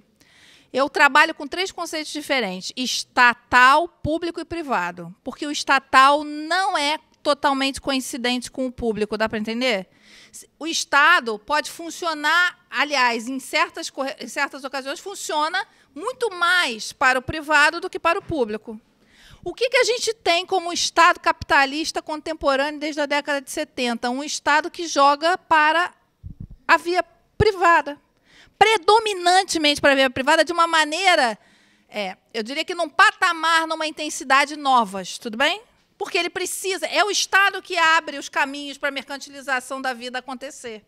Né? Então, nesse sentido. Como é que a gente pode ver isso, por exemplo, quando a gente vai falar da Universidade Pública Brasileira? A Universidade Pública Brasileira sempre foi aquilo que se construiu com a mediação do Estado, ou seja, com a universidade estatal, apesar do Estado e do setor privado. O caráter público da universidade é sempre arrancado, é sempre objeto de luta. Ali onde a universidade é pública, ou seja, onde ela é comum, onde ela é bem comum, foi sempre objeto da construção pelas lutas sociais. O exemplo das cotas, eu acho que ele é bem claro nesse sentido. As cotas não foram algo presente do Estado. O Estado finalmente resolveu reconhecer a dívida histórica, social, racial, que tem com a população brasileira, instituir cotas. Não foi isso, não, foi arrancado. Tudo bem? Então, isso é muito importante para a gente poder entender que a privatização interna das universidades estatais é um traço que lhes é estruturante. A questão é que, desde a década de 90, esse processo se acirra. E ele se acirra introduzindo o quê? Uma lógica mercantil, uma lógica empresarial, tanto do ponto de vista do funcionamento, digamos, da gestão mais ampla, mas dos nossos processos cotidianos. A introdução do currículo Lattes, de uma lógica de uma accountability. Que é isso? O que é accountability? É a prestação de contas quantitativa. Ou seja, a gente precisa dizer, não que a gente fez por exemplo, um bom livro, um bom artigo, ou deu uma baita aula, passou a semana inteira em cima do livro para dar uma aula. A gente precisa dizer que publicou 10 artigos, porque 10 é razoável para balancear o salário, etc. É uma prestação de contas razoável. Ou seja, a introdução de critérios para a aferição da qualidade do nosso trabalho, da formação de vocês, que são externos à própria universidade, que são estranhos, que são alienígenas em relação à universidade. Mas por que cola? Cola, exatamente, porque a gente não é um campo homogêneo, a gente não tem um único projeto de sociedade, um único projeto de universidade. Nem todo mundo é professor e aluno pelas mesmas razões. Mas vejam, o que é importante? Que projeto de universidade a gente vai defender que nos leva adiante numa sociedade como a nossa? Profundamente racista, machista, misógina, desigual e perversa. Porque a sociedade brasileira é uma sociedade perversa, porque para ela não basta pisar, veja, não basta que o pobre deixe de ter, não basta que o menos favorecido esteja na lama, ela precisa pisar no pescoço do cara. A nossa elite só fica satisfeita quando ela mostra para fora que ela pode pisar no pescoço de alguém. Deu para entender?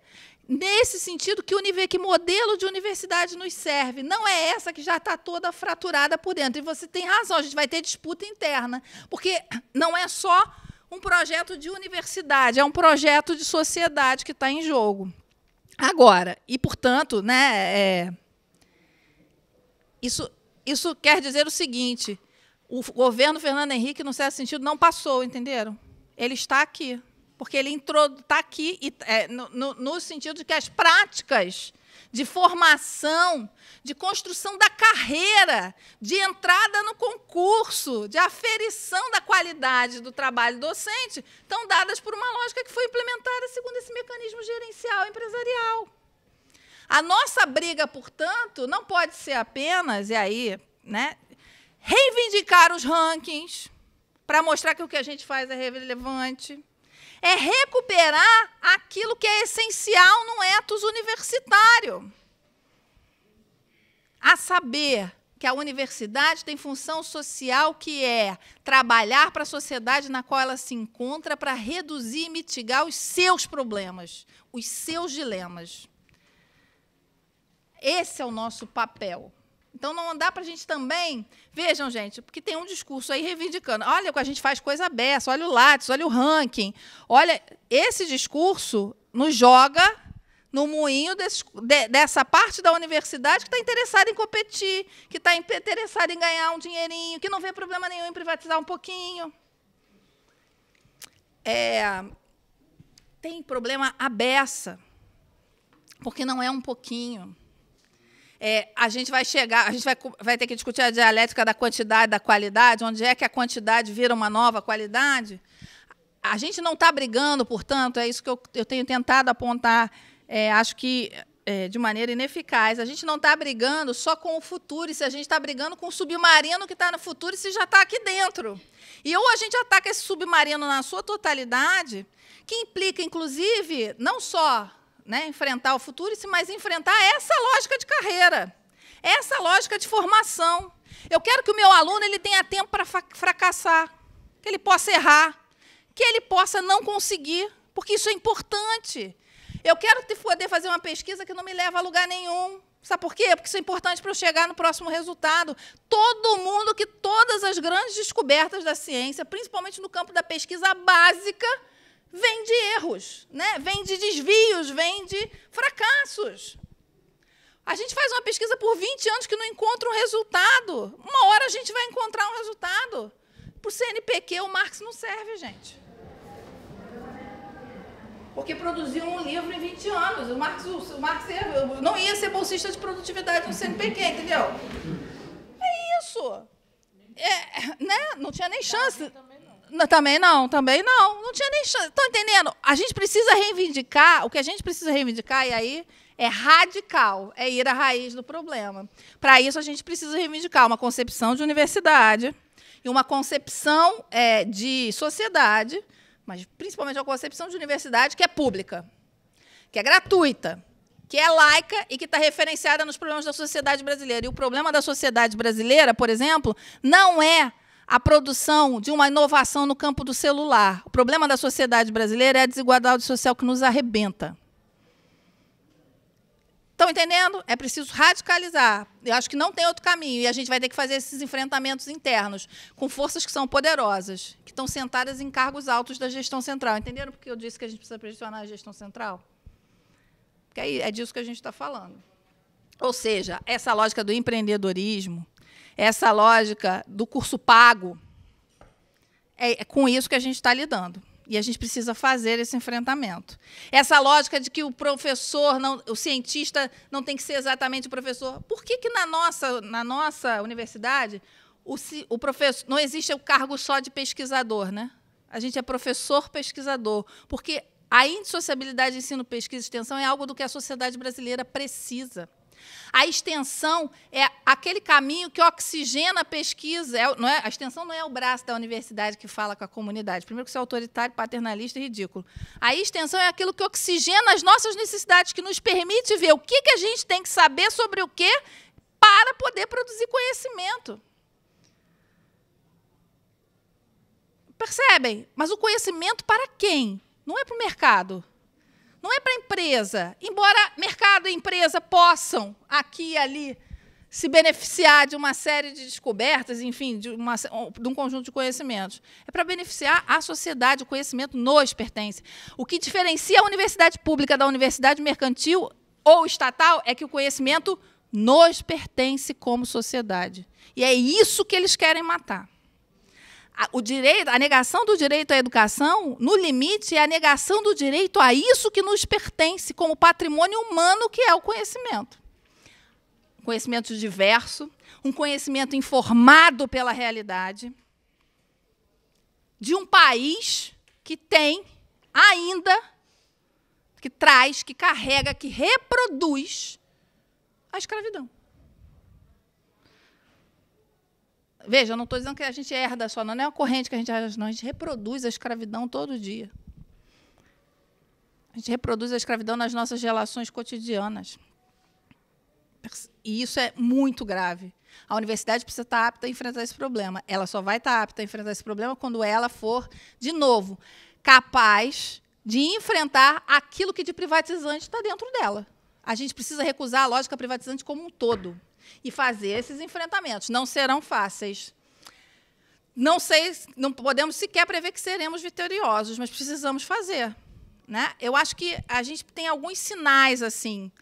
Um dos caminhos que eu vislumbro é mostrar, uma das coisas que a gente pode fazer é mostrar que, além de tudo, é falsa, essa promessa é falsa. Não virá mais dinheiro. Nem para os coleguinhas que gostam de ganhar um dinheirinho na OES. A não ser o seleto grupo da ADA, amigos dos amigos, assim, não vai vir para ninguém. Não vai vir para todo mundo, não vai dar para complementar salário. Ou a gente briga por um salário decente e por condições de estudo e ensino e estudo, ou não vai vir. E aí, gente, veja, quando a gente fala de briga por salário, a gente também está enfrentando duas desqualificações, nossa como docente e nossa como servidor público. Tem uma dupla questão aí para a gente enfrentar. Então, acho que esse é o primeiro problema. O outro é... Essa transformação do direito em mercadoria é muito impressionante, porque ela cria indústrias, né? Ela falou do que nós vamos fazer, treinar para fazer as provinhas. Há uma indústria do treinamento. Coach. Ah, gente, não é muito bom, né? É muito bom. Quem não viu? Coach. A indústria do treinamento, tem treinamento para tudo. Treinamento para tudo, até para mudar o seu DNA e ativar o seu DNA rico. Tem, né? Tem. O que eu estou querendo dizer com isso? Na medida que a gente mercantiliza direitos, a gente vai criando nichos de atuação mercantis. E é aí que a coisa pega e vai se deturpando cada vez mais, né? Porque, vejam, só para fechar um raciocínio, uma das grandes sacações do Marx foi dizer que a mercadoria é algo feito para ser vendido. Não é algo que existe e depois a gente vende, não. É algo feito para ser vendido. E ele mostra que isso altera a qualidade da coisa que a gente vende. Falar que a gente está mercantilizando a educação não é simplesmente que a educação era gratuita e ela passa a ser, né, agora trocada por dinheiro, não. É dizer que isso que é a educação, que é o processo, vai ganhar outra qualidade. Ganha outro estatuto, ganha outra qualidade. A relação é outra. Gente, na apresentação do futuro, o secretário chamou os alunos de clientes. O secretário da Educação Superior. Os estudantes de clientes. Lembro que o ministro da Educação vem do setor financeiro, Grupo Votorantim. Foi administrador no Grupo Votorantim e trabalha com previdência por via de capitalização. Estava na equipe de consultoria da reforma da Previdência. São sujeitos de pleno interesse. Lembro que Paulo Guedes, posto Ipiranga, sei lá o que é aquele homem tem conexões as mais diversas com os interesses mercantis na educação. A começar por parentesco, né? A irmã dele preside uma das associações de patronais mais fortes no campo da educação, mas ele mesmo, como criador de um fundo de investimento, né? Que atua, o fundo de investimento que ele criou e do qual ele diz que se desligou, atua na área de inovação na educação. A gente está falando desse tipo de interesse. Eu acho que isso é importante. Para reivindicar a função social da universidade, o caráter público da universidade, a gente precisa dizer qual é a nossa utilidade. a utilidade do conhecimento não pode ser medida pela sua aferição imediata. Isso é o mercado que quer fazer. O que define a qualidade disso que a gente faz é o conjunto de transformações e de processos que a gente consegue disparar e que não tem medida quantitativa, tem medida qualitativa. A gente pode até chegar a um ponto que isso a gente pode aferir com algum método, mas a educação é processo qualitativo. Uma das coisas que eu acho mais difícil até hoje é dar nota para aluno. Eu acho isso um inferno na Terra, porque dá uma quantidade para algo que foi processual. Por mais que eu tenha o trabalho, por mais que eu tenha a prova, mas e o processo? Eu sempre sofro com isso, horrores, fico lá querendo, né, me chicoteando lá. Eu boto nota no sistema na última hora sempre, porque eu fico lá olhando de novo, não sei o quê, para ver, porque acho uma loucura. Essa discussão, inclusive sobre o que é avaliação, será impossível na Universidade do Futurice. Porque a lógica é ranquear, inclusive, vocês. Vocês já pensaram, por exemplo, numa lógica de cobrança de mensalidade que paga menos o aluno que tem mais CR? O que vira a universidade pública? Porque, pô, aluno empreendedor, dentro dessa ideologia do empreendedorismo, isso passa mole. Se tem ranking. Estão entendendo o que eu estou querendo dizer? Qual é o critério de utilidade que a gente vai dar para o nosso projeto de universidade, para o conhecimento nela produzido? Para mim, é útil o conhecimento que impulsiona a sociedade brasileira para algo mais justo e mais igualitário. Para uma vida mais justa e mais igualitária. A gente aqui tem que escolher o critério. O mercado está querendo impor o dele, né? Eu diria que o mercado e as frações burguesas em disputa dizem qual é o critério que elas querem. Um quer uma educação obediente, né, uma formação obediente e operativa, né, no mundo da produção capitalista, o outro quer um rentável, capital financeiro. O que nós queremos? A gente precisa botar o nosso critério. Meu critério não é o Lattes. Assim, a priori, é algo com o qual a gente precisa brigar, entendem? A gente vai precisar brigar com esse problema. É óbvio, gente, que nessa lógica do Futurice, que ranqueia, as ciências humanas estão lascadas. E eu diria que, olha, vejam só, curiosamente, tem campos das ciências humanas que estão mais lascados que outros. Porque, por exemplo, fazer da educação esse espaço de treinamento vai ser fácil. Agora, imagina o que a gente vai fazer, por exemplo, com o pessoal que estuda filosofia. Para que filosofia? Né? Estão entendendo? Ou seja, se já há desigualdades postas hoje nas nossas universidades, belas artes, né? Imagina. Cinema só se for para fazer filme sobre Edir Macedo. Se não for sobre Edir Macedo, não serve, né? É isso, gente. Porque, veja bem, a gente precisa aprender algo que é essencial numa democracia substantiva. Igualdade material e a presença do contraditório e daquilo que a gente não gosta como algo importante para a nossa própria formação. Nós somos uma sociedade muito pouco democrática historicamente, porque a gente não tolera o que não gosta. A gente não tolera o que não quer ouvir. É uma lógica de condomínio, né? Na hora que o negócio sai daquilo que eu quero, a gente quebra o barraco, né, e vai embora, bate a porta. A gente precisa aprender a conviver com isso. Sabe por quê? Isso com o que a gente não gosta, isso com o que a gente não concorda, é formativo.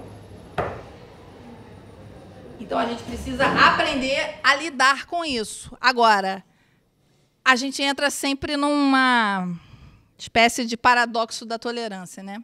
Que é o problema da democracia em geral. Se a gente é tolerante, e a gente tem que ser tolerante com o intolerante, a gente acaba caindo no quadro que a gente está. É uma discussão que a gente precisa fazer. Em ciência política, chama paradoxo da tolerância. Se a gente acha que precisa tolerar todas as manifestações da existência, uma hora, aquela que nega as outras, né, que mutila as outras, ela também tem a razão de se expressar, dele te aniquilar. Acho que no Brasil a gente não precisa dar chance para mais ninguém aniquilar ninguém, né?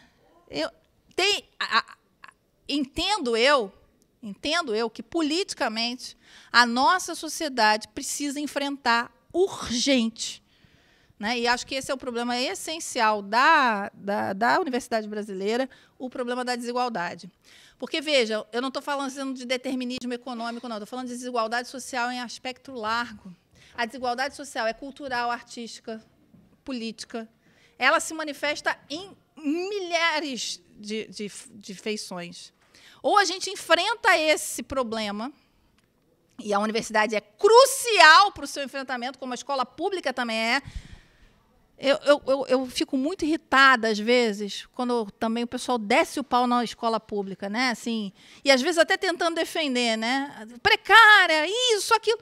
Gente, a escola pública faz tanto com o pouco que tem, faz tanto, às vezes, mas faz tanto, às vezes, que eu fico admirada. Assim, eu falo, cara, não é possível que faça tudo isso com esse miserê, né? Com esse... Mas consegue fazer por quê? Porque faz, né, um trabalho ali onde a desigualdade se manifesta da maneira mais pesada. Acho que esse é o nosso maior desafio. O projeto de universidade que o Futuri se apresenta aprofunda as desigualdades, ele não minimiza, pelo contrário, ele vai criar fraturas entre instituições, intra-instituições, insolúveis. Se já está difícil agora, e aí você tem toda a razão, a gente tem que enfrentar o que já está dado também, né? Depois disso, não sobra mais nada. Então, é agora ou nunca. É agora ou agora, que a gente precisa fazer esse enfrentamento. Não vejo muito outro caminho, não, né? E acho que tentar tirar, isso, tentar ver quem é que vai sobreviver, não sei o quê, né? Quem é que vai... É uma luta fraticida. Tudo que a gente pode fazer é atacar em bloco essa política, esse programa específico e o conjunto de políticas de ataques ao campo da educação, que não se resumem ao Futuri-se, vamos lembrar bem. Não se resumem ao Futuri-se. Ele vai bater na escola básica, no setor privado, no setor público. Não achem, vejam bem, é impossível... como é que eu... A privatização e a mercantilização integral da educação no Brasil é uma empresa destinada a ser mal-sucedida. Eu vou fazer uma analogia bem ridícula, tá, gente? Que é mais ou menos o seguinte. Imagina se... olha o que é a privatização do sistema de transporte coletivo no Brasil. O que ele faz? Ele alija milhares e milhares e milhares de pessoas da possibilidade cotidiana de deslocamento. Principalmente os jovens da periferia. Principalmente quem? Os jovens negros da periferia. Não é isso? Alija. Privatizar a totalidade da educação brasileira, se a gente está falando de ensino básico ou estiver falando de educação superior, é o mesmo alijamento. Sabe por quê? Nós não temos base salarial para pagar. E não vai ser voucher, e não vai ser Futuri-se, e não vai ser fundo de investimento que vai nos salvar dessa lenha. Significa que parcelas significativas, exatamente aquelas que compõem a população mais marginalizada da sociedade brasileira, não poderão ter sequer o sonho, o projeto, a vontade ou o horizonte, ou mesmo o direito de entrar numa instituição de educação superior. Numa instituição de educação superior.